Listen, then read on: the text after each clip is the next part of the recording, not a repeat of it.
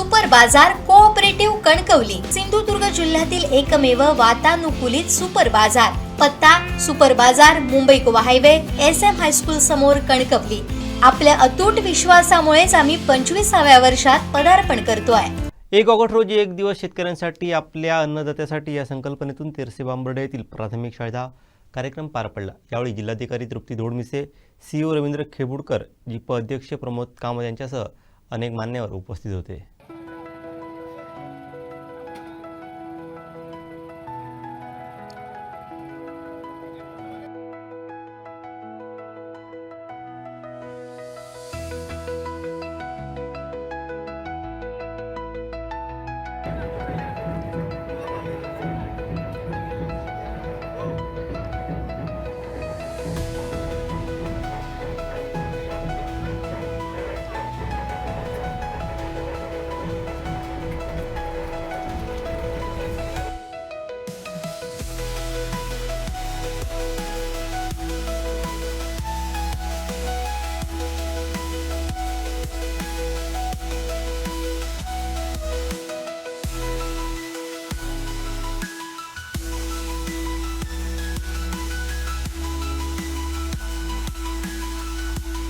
दोन 2017 साली सन्माननीय आपले शिक्षण आरोग्य सभापती प्रीतेशजी राऊळ यांच्या कार्यकर्तेत झाला आणि त्याच्यानंतर सुरुवात त्याच्या झाल्याने आज सुद्धा त्यांच्या आणि सन्माननीय दादा उपाध्यक्ष यांच्या संकल्पनेनं ते इथं साकार होत आहे. मी सर्वप्रथम शाळा व्यवस्थापन समिती, पालक आणि ग्रामस्थांना धन्यवाद देईन. हा तुम्ही कार्यक्रम स्वीकारल्याने जय्यत तयारी केली आणि तो कार्यक्रम सुद्धा रानभाज्यापासून असलेल्या आपल्या तिथं असलेले पिकं असतील किंवा त्याच्यानंतर असलेले इथं आधुनिक तंत्रज्ञानाचे असलेले शेती अवजार असतील, जुनी असतील अवजारं आणि बांधावरतीच्या या सगळ्याचा सुरेख संगम केला. मी आपल्याला एवढंच विनंती करेन, हा कार्यक्रम एका दिवसापुरती मर्यादित राहता. बघा, जेव्हा आपण कोविड आलो होतं तेव्हा सगळे शेतकरी बांधव आपापल्याला लागणारं भाजीपाला पिकवत होते. हे 2 दिवस चाललं, 2-3 वर्ष चाललं, परत आपल्या त्याच्याकडे दुर्लक्ष झाल्याने आपण विकत भाजीपाला आणू लागलो.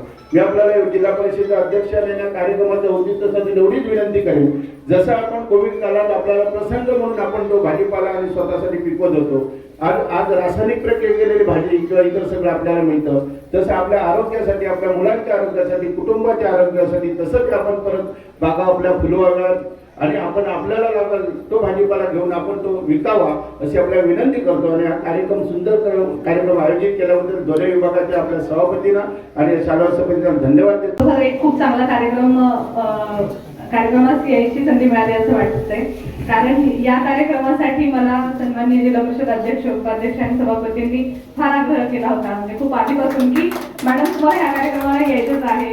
आणि 1 ऑगस्ट आज महसूल दिन असतो, तर महसूल दिना दिवशी आमच्या जिल्हाधिकारी कार्यालयात एक विशेष कार्यक्रम असतो.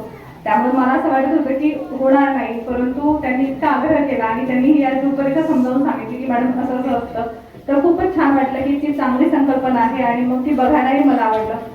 काही गोष्टी आता इथे बघितल्या, जसं की विविध प्रकारच्या रानभाज्या ज्या आपल्या इथल्या स्थानिक प्रदेशात उगवतात आणि इथली जी वैशिष्ट्ये आहेत, त्यानंतर इथे जे अवजारे वापरले जातात, आधुनिक पारंपरिक त्याचं प्रदर्शन आणि ह्या गोष्टींची नवीन पिढीला माहिती व्हावी, नवीन पिढीला शेतीबद्दल आकर्षण राहावं, शेतीबद्दल आदर असावा, तर हा त्याचा मूळ हेतू आहे. मुलांना प्रत्यक्ष बांधावर नेऊन काही गोष्टी सांगितल्या जाव्यात, त्यांच्यावरती ते संस्कार व्हावेत, म्हणजे ज्याला आपण मातीचे संस्कार म्हणतो तर ते रुजावेत, हा इतका सुंदर हेतू याचा आहे.